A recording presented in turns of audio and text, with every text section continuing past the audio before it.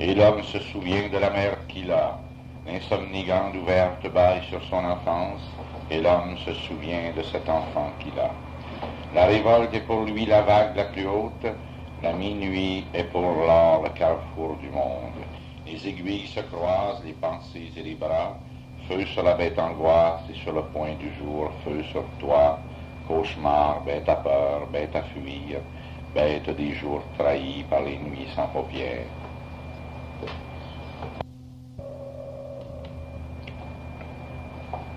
Je l'ai connu en... Je sais que c'est au début des années 50. Bon. Qu'il était dans le mouvement. Et moi, ce qui m'impressionnait beaucoup chez lui, quand j'entendais parler de lui, c'était le fait qu'il était syndicaliste. Parce que moi, j'étais aux sciences sociales et moi aussi, je voulais faire du syndicalisme, puis c'était un de mes idéaux. Je voulais soit être libraire, syndicaliste ou journaliste. Alors, moi, je le connaissais comme ça, et pour moi, c'était quelqu'un de presque mythique. Hein? Ben, c'est ça, il y avait une légende, c'est un poète, moi, ça m'impressionnait beaucoup qu'un poète soit actif, soit un homme d'action, parce que moi, ça allait dans... j'ai beaucoup de parenté avec Gilles, moi, de ce point de vue-là. Peut-être que dans la littérature québécoise, on est les deux qui avons été qui nous sommes très intéressés aux problèmes sociaux. Hein? Parce que j'en vois pas beaucoup d'autres. Il y en a quelques-uns. Paul Marie aussi s'est intéressé, mais pas d'une façon aussi directe. Ils n'ont jamais appartenu à un parti ou autre. Moi, je me suis présenté CCF, j'étais officiellement socialiste. En tout cas, moi, ça m'impressionnait beaucoup. J'avais beaucoup d'admiration pour lui. Puis, c'est moi, je pense, qui a demandé à le rencontrer. Je me disais, il faudrait bien que je le rencontre. Je ne sais pas si c'est par rigueur, comme je disais tout à l'heure. Mais, en tout cas, moi, c'était une espèce de légende pour moi, Gélineau. Mais, pour revenir à la poésie, ça c'était l'homme. Hein? Bon là, j'ai dit, on a cerné un peu quelle image j'avais de lui vers les années 50. Parce que c'est surtout en 49-50 que j'ai commencé à connaître des gens qui l'avaient fréquenté, le mouvement du refus global, tout ça. J'ai lu Vraiment, là, j'ai lu sa poésie quand Totem est paru en 53. Avant ça, j'avais lu des extraits de Laroux, je trouvais ça très beau, de Laroux dans des anthologies, celle, je ne sais pas s'il y en avait une de ces, en tout cas, j'avais lu des extraits de Laroux. Ah non, c'était dans la revue La Nouvelle Relève. Et quand on a fait l'édition ici, quand on a fait la rétro ici, c'est moi, c'est avec mon exemplaire parce qu'on n'en retrouvait pas. C'est avec mon exemplaire et c'est moi qui ai insisté parce qu'il ne voulait pas la mettre. Il ne voulait pas mettre la roue. Ouais. Comment c'est moi qui ai insisté? Ben, je sais pas, j'ai dit... il trouvait que c'était un exercice un peu de versification et de virtuosité et d'assimilation des formes poétiques de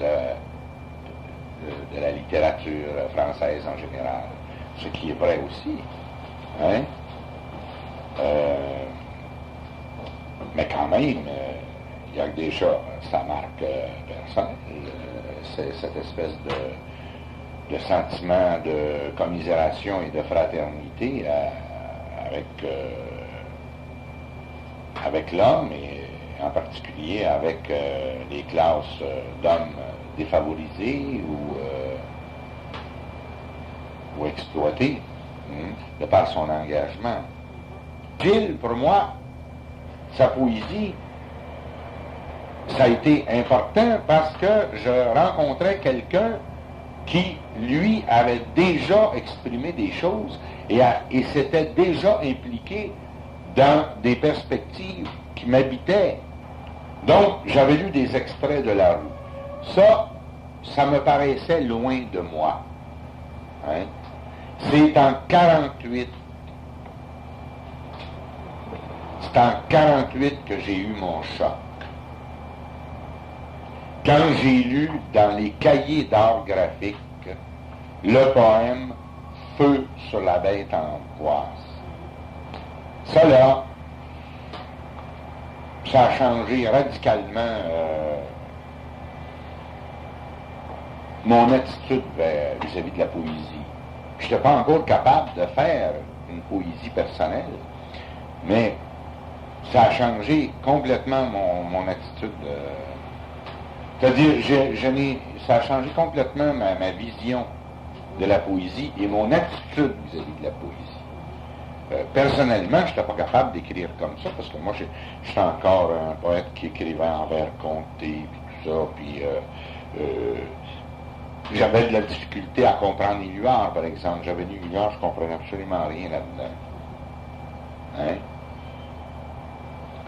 Et quand j'ai lu ce poème-là, là, c'est comme si... C'est comme si je me disais, bon Dieu, c'était la première poésie en dehors de la littérature que je lisais ici. C'était très livresque, le reste. Même Gauvreau, je trouvais ça livresque. 50 ans, tu sais. Et tout à coup, j'ai lu ça en 48. Je ne l'ai pas lu en 48 l'année, je l'ai lu en 49 l'année suivante. J'étais chez Gigaro et tout à coup, j'ai vu ça. Quelqu'un avait ça. Un type des arts graphiques avait ça. Dans un des... pas ça tout Europe ailleurs, et tout à coup, je tombe là-dessus. Ça m'a complètement bouleversé. Enfin, c'était une poésie en prise directe sur la vie, sur la réalité. Hein? Avec une implication aussi dans cette réalité. Un feu sur toi, cauchemar, bête à peur, hein? Puis là, il parlait de révolte, il parlait déjà les thèmes, tous les thèmes révolutionnaires sont là. Alors, j'ai voulu lire des choses de lui, puis on ne trouvait aucun texte. Moi, j'ai eu 4 maîtres. C'est-à-dire, il y a des gens qui m'ont influencé. J'ai 2 influences, moi.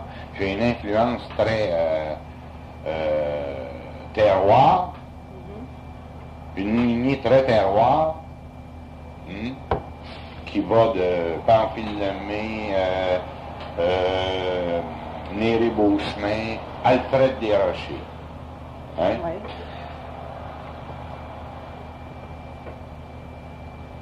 Et j'en ai une autre. Grandbois. J'avais lu Grandbois et tout à coup je lis ça de Hinault. Alors c'est comme si ces 2 lignées-là, là, tout à coup, se fondaient en une. C'est comme s'il y avait 2 rivières tout à coup qui se fondaient en une. À partir de là. Et ensuite, Hénault, là, qui, sur le plan de l'écriture, m'a beaucoup marqué. Sur le plan de l'écriture. D'ailleurs, ça paraît que j'ai été influencé et dans la modernité, dans mon ascendance de moderne, il y a eu Grandbois et Hénault. Parce que Hénault et Gilles, c'est le père de la poésie québécoise. Pas canadienne-française. Moi, j'ai lu théâtre en plein air beaucoup plus tard, quand j'ai pu trouver des exemplaires, dans les années 57, 58. Je ne dirais pas le père parce qu'il ne l'a pas formulé théoriquement comme tel. Hein? Il n'en a pas fait une théorie comme la génération de l'Hexagone proprement dite a pu en faire une. A pu créer le concept de littérature nationale québécoise. Hein? Il ne l'a pas formulé dans ces thèmes-là, mais il en est l'inspirateur, hein? Immédiat. On procède toute la thématique et la problématique procède Québécoise, mais certaine... aussi québécoise moderne. Ben oui, ben c'est ce que je veux dire, parce que pour moi, québécois, la littérature québécoise, c'est né en 60, nommément, tu sais, comme grille théorique, etc., comme formulation, hein, comme création d'un concept de littérature nationale, la littérature québécoise, comme on dit la littérature suédoise ou française ou américaine ou allemande, etc. Hein? Mais Gilles, tout le mouvement procède de... J'avais lu Grandbois, qui m'avait ouvert un peu à la modernité, c'est-à-dire à l'écriture libre. Mais il me paraissait exotique, Grandbois. Pour moi, c'était le type qui était loin, qui découvrait le monde. Ça m'impressionnait, mais lui, ça a été une naissance intime, une catharsis. Tout à coup, j'ai vu. Hein, j'ai vu. C'était une poésie en prise directe sur la réalité. Et pour moi, parler de la réalité, c'est être universel, parce que la réalité est universelle, même la plus immédiate. Ah oui, j'avais lu aussi, je pense, des textes dans Place publique. Donc, Totem a eu le même effet que les quelques poèmes que j'avais lus, mais là, ça s'amplifiait. C'est un effet qui s'amplifiait. Je me disais, c'est ça l'affaire. Hein? Je me disais, c'est ça l'affaire. Moi, en tout cas, ça a été bien important dans mon cheminement. Ça a été... C'est ma foi. Gilles est un poète complet. Moi, par exemple, ou d'autres par rapport à lui, on n'est pas complet comme lui. Je par complet. Gilles, il explore plusieurs... c'est un poète qui explore toutes les dimensions de l'homme, mais d'une façon méthodique quasiment. Hein? D'accord. Moi, j'ai une démarche totalisante, mais c'est pas fouillé, il n'y a pas des domaines, tu sais. Il y a des dimensions totalisantes dans ma poésie, mais c'est un vers aussi, tout ça. Hein? Mais Gilles, lui, il y a des domaines, c'est les domaines de son... C'est une poésie qui a plusieurs domaines, mais l'ensemble de ces domaines-là sont les domaines de l'homme. Par exemple, dans Voyage au pays de mémoire, bien, il explore, mais d'une façon quasiment méthodique, tu sais, il explore l'imaginaire, la mémoire, c'est-à-dire la mémoire, le temps, et l'imaginaire aussi qui crée sa fuite en avant dans le temps. Hein? Alors, et il écrit, tu sais, ça forme un domaine, ça forme toute une épaisseur, une dimension de lui-même, tu sais. Totem, On est qui venu est pour la... faire remonter la modernité à théâtre en plein air. Oui, alors ça c'est sûr. Et, vois-tu, c'est un des seuls aussi qui, ça le dit, allégorie, hein, par la suite, il a réuni des textes inédits ici, c'est-à-dire inédits qui avaient paru avant Théâtre en plein air, dans des revues où d'autres, certains sont inédits. Non, je pense qu'ils avaient paru dans des revues Gants du ciel, des choses comme ça. Bon, alors, c'est le premier qui a utilisé l'allégorie comme ça. Hein? Ça raconte une histoire. Giguère va aussi. Je pense que Giguère aussi, dans sa poésie, a été influencé plus par théâtre en plein air et par allégorie, des textes comme ça. Moi, ça a été surtout Totem qui m'a influencé. Hein? Mais je ne sais pas si Giguère, je pense qu'il doit avoir lu ces textes-là, parce qu'il y a plusieurs parentés dans les allégories, dans Théâtre en plein air et dans Voyage au pays de mémoire. Là, Gilles a des parentés dans ces recueils-là, à mon avis, là, c'est toujours subjectif ce que je dis, avec Roland. Totem, poème de dissidence et totem, et Sémaphore aussi, pas tous, là, parce que Sémaphore, c'est le livre synthèse de Gilles. Hein? C'est le livre où il se rapaille, c'est son homme rapaillé. Hein? C'est le livre synthèse de Gilles, où tu retrouves toutes les dimensions en un seul livre, tu sais, qui te donne une vision complète. Hein? Bon. Alors moi, Sémaphore, c'est mon deuxième choc après Totem. Là, Sémaphore, c'est une espèce de floraison, de maturité, etc. Et là, il y a toute la dimension de la mémoire et de la culture aussi. Hein? Dans sa poésie, c'est là qu'affleure principalement, dans son écriture même. Il y avait peut-être eu des thèmes, il a parlé des Luards ou de Van Gogh, je pense, et Luard. Bon, c'était un thème. Bon, mais là, dans son écriture même, il y a on voit, dans Sémaphore, on voit toute l'influence, c'est-à-dire, on voit toute la floraison de sa culture aussi, et de toute son action, les deux. Hein? Il y a c'est des poèmes où il y a beaucoup de références. Ça avait commencé d'ailleurs avec Voyage au pays, mais là, dans Sémaphore, là, on voit aussi, il y a toujours sa vision lucide et réaliste des choses, mais à travers ça, il y a aussi tout son imaginaire, donc Voyage. C'est un livre synthèse. Hein? Et il y a aussi une dimension qui est celle de la culture. Pour moi, c'est un livre, c'est le livre synthèse de Gilles, où il remarque à ce moment-là de son évolution, parce que là, il va en faire d'autres. C'est un jalon synthèse, si on veut. L'écriture a plusieurs facettes, c'est-à-dire une écriture à plusieurs angles, si tu veux. Hein?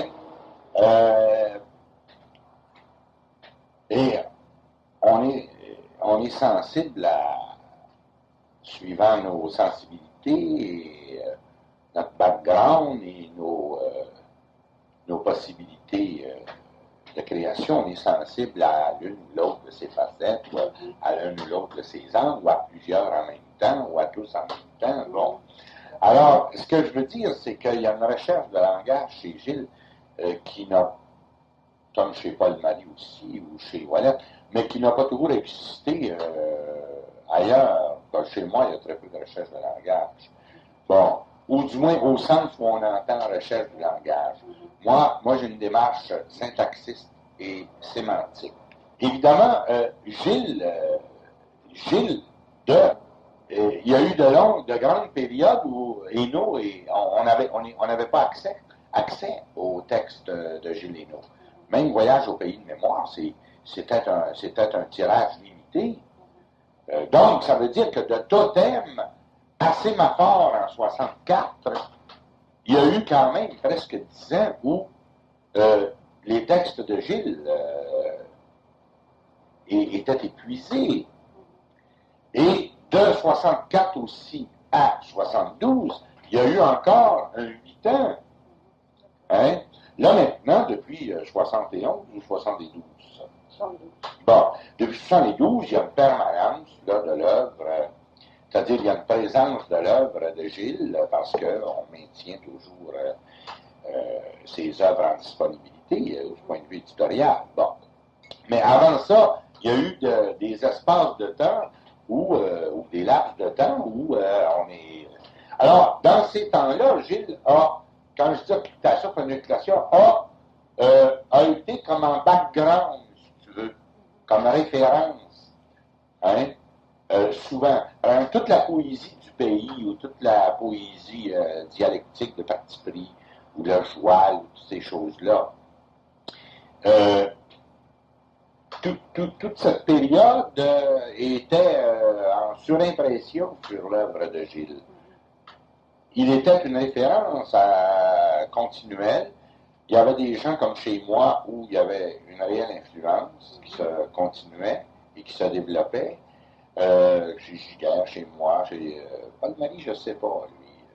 Je ne sais pas quels sont ses rapports avec l'œuvre de Gilles. Bon. Et quand sa rétro est reparu, on a vu l'actualité de livre à cause de. Ça rejoignait toutes les préoccupations de la jeune poésie, qui, elle, était axée sur le langage. Or, dans Hainaut, la jeune génération, c'est ça. C'est quand je t'ai dit, c'est une écriture à plusieurs facettes. Nous, on s'est reconnus dans d'autres facettes de sa poésie, plus que peut-être plus que dans son travail du langage proprement dit. Mais chez les jeunes, c'est cet aspect-là qui fait qu'il est très actuel et qui demeure toujours très actuel, parce qu'une recherche sur le langage, c'est toujours présent. Hein?